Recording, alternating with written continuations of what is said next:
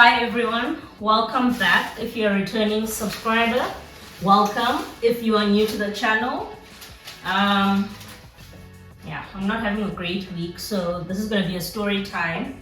Don't worry, I'm not going to be talking about the time I dated Mang Mang and they did this. I think there's enough of that on YouTube.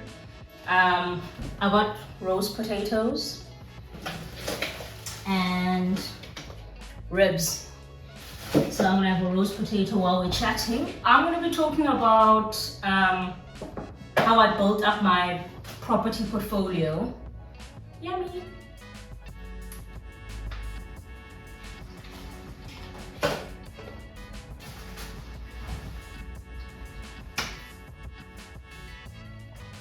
Excuse me.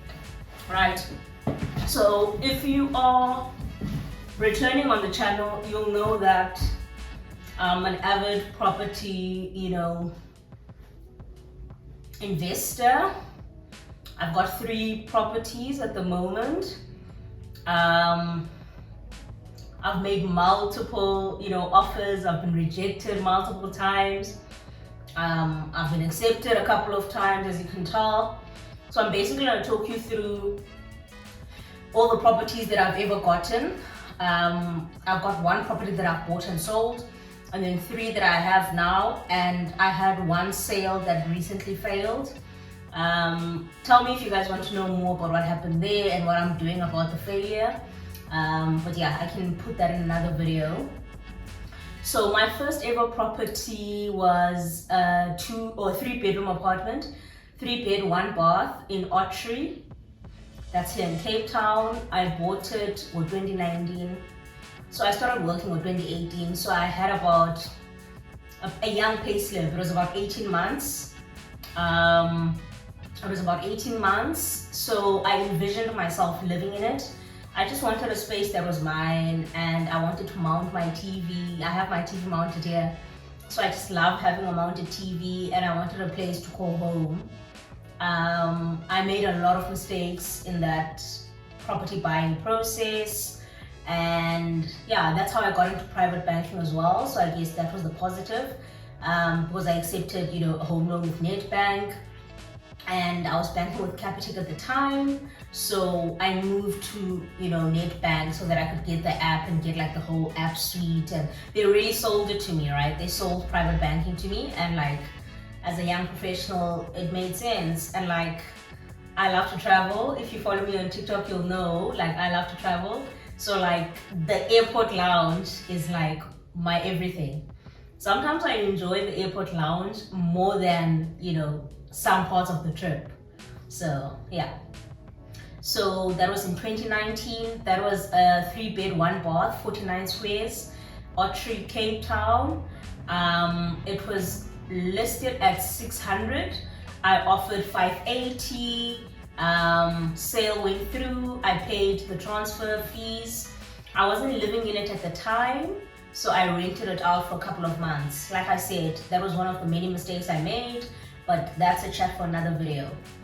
I kept that property 2020, then I started staying in it at the beginning of 2020. Then COVID hit and I planned to move to Jersey. So that came through. I left the property, I rented it out again. And 2020 I stayed in Jersey, 2021 I stayed in Jersey, loved it. 2022 or end of 2021 I bought another property. I bought that one in Ashwood Manor, Appolshof, Sandton, and I made a subject to sale of the Cape Town Ottery property. There was some back and forth with the body corporate, and like, I don't consider myself a conflict avoidant, but like when something gets a bit too discussion-y, I just like, okay. So my banker advised me to do a subject to sale. So you make an offer subject to the sale of another property. At the time, my CTC was very good. It wasn't about affordability. It was more me saying, I don't want to keep the property in Cape Town. And I wanted to be an exchange. I don't want to take on more debt at that point in time. I wasn't trying to build a property portfolio, and that's very important. I was buying Ashwood Manor to stay in. Look at my nails. I was buying Ashwood Manor to stay in. So that's very important because my hat was very different. The hat that I had on at the time was the hat of someone who was going to stay and not an investor. Sorry, I'm so hungry. I just came home.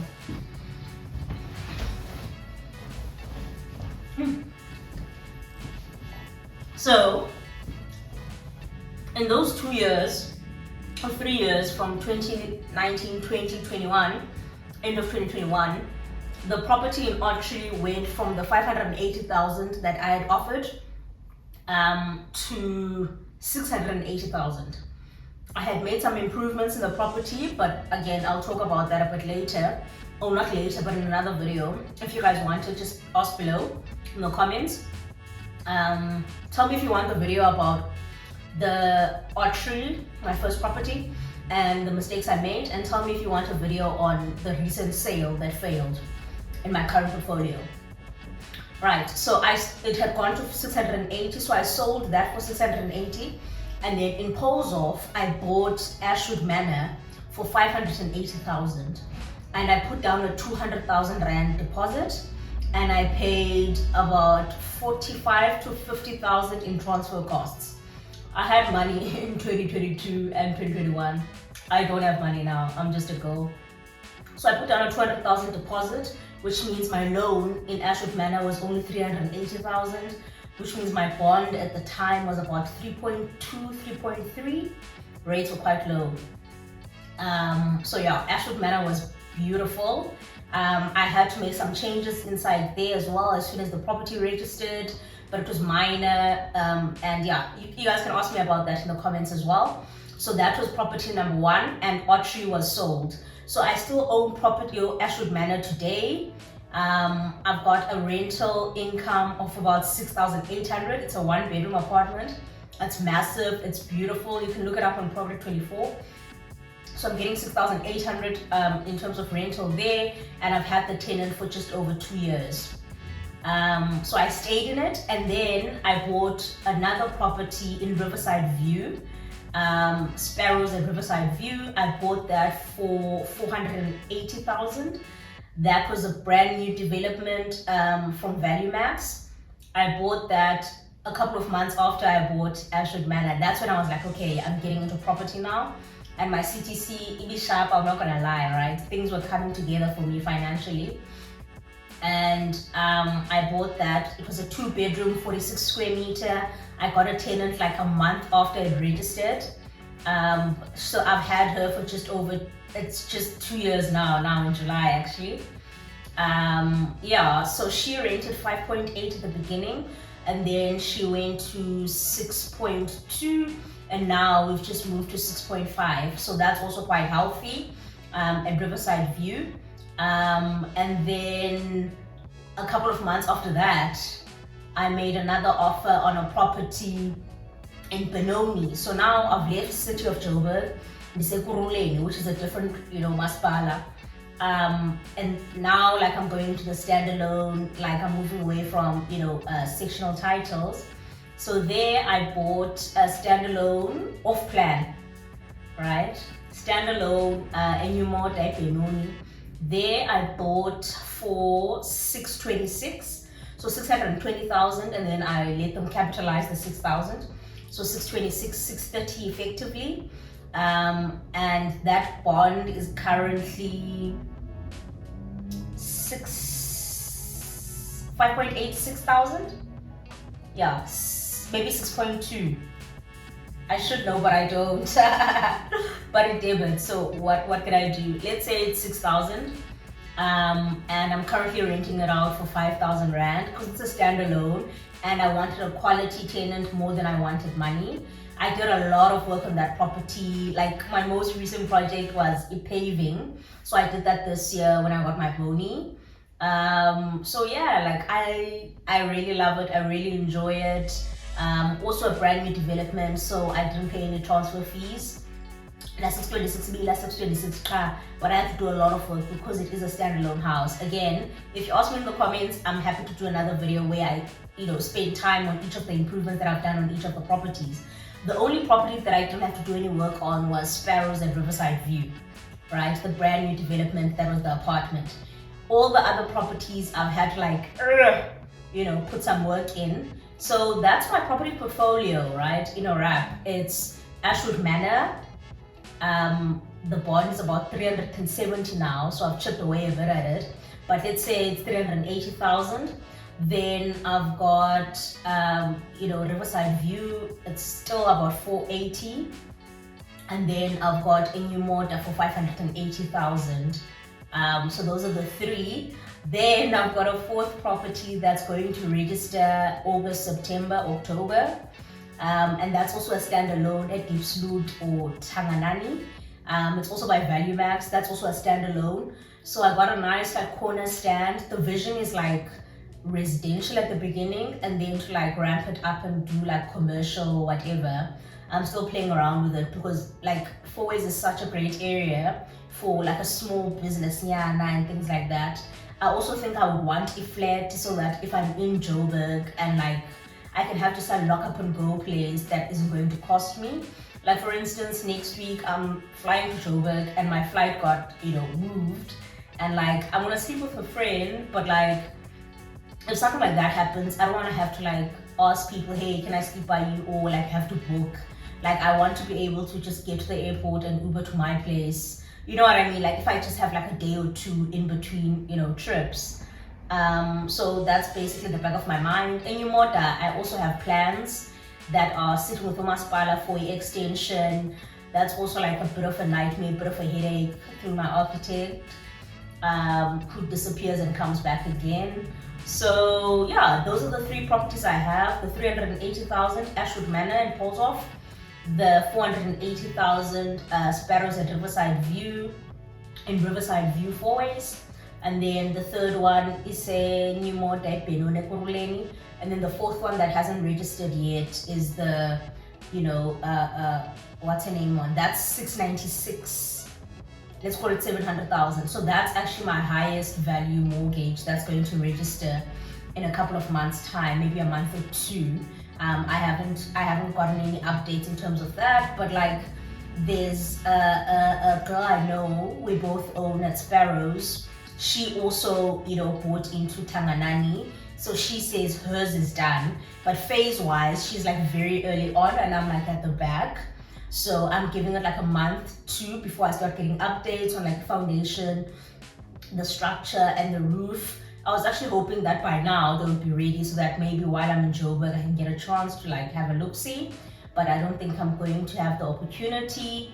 And yeah, that is my portfolio. I'm quickly going to go on ClearScore so that I can read out the exact numbers and give you the exact, total of my home loans so that I'm not lying. ClearScore puts it together nicely. I mean, on my banking app it would, but my banking app is looking at me because my phone is recording. But I just want to, be 100% transparent about the bond amounts as soon as my PC, comes together. But yeah, like I said, if you guys have any questions, you must feel free to shoot.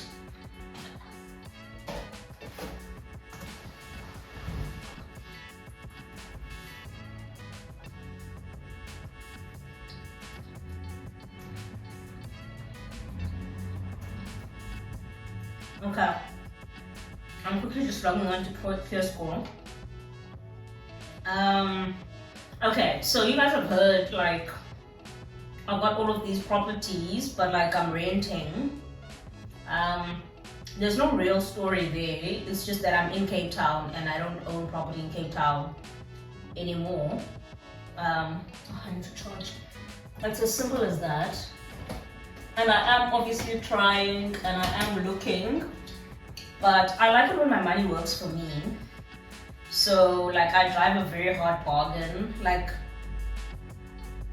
You would have heard me say at the beginning, I've had a lot of offers that I've put in and I've been rejected here in Cape Town and in Gauteng. So I don't beg. right? I don't really beg. So for me, if something doesn't make sense, and I put in my best offer and I get a no, then I'm gonna be like, okay, I keep it pushing. So that attitude works perfectly when you're an investor, but that same attitude doesn't work so well when you're looking for a place for you to live in. So I think the mindset, the hat has to be different. And I'm struggling to, find a place that I want to buy in Cape Town, simply because of that, like struggling to distinguish between Tando, the property investor, and Utando, the girl who's but I've only been back in Cape Town for, it's going to be 2 years now. Yeah, it's about 2 years.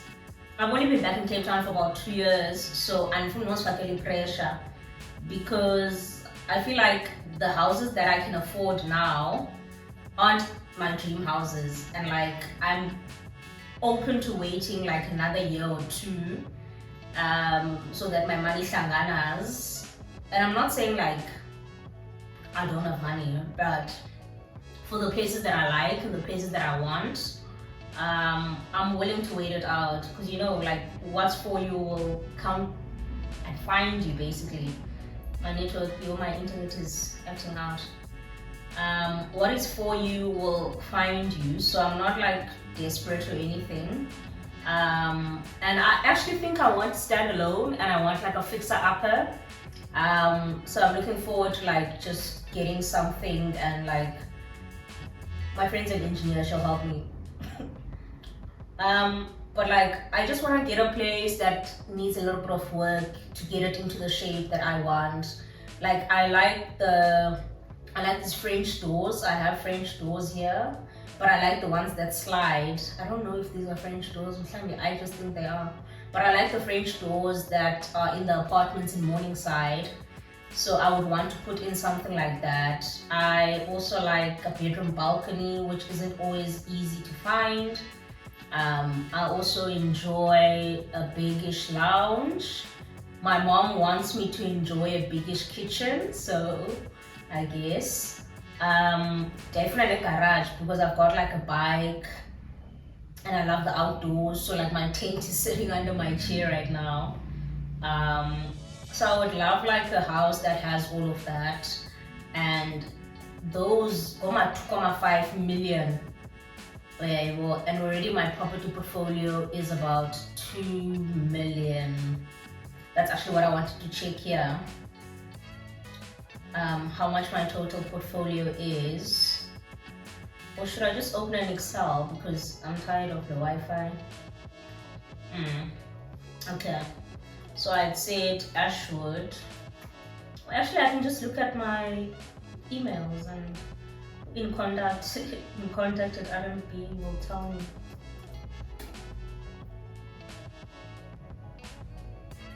Okay, we're just gonna do Excel because I'm tired now. Like, this is annoying.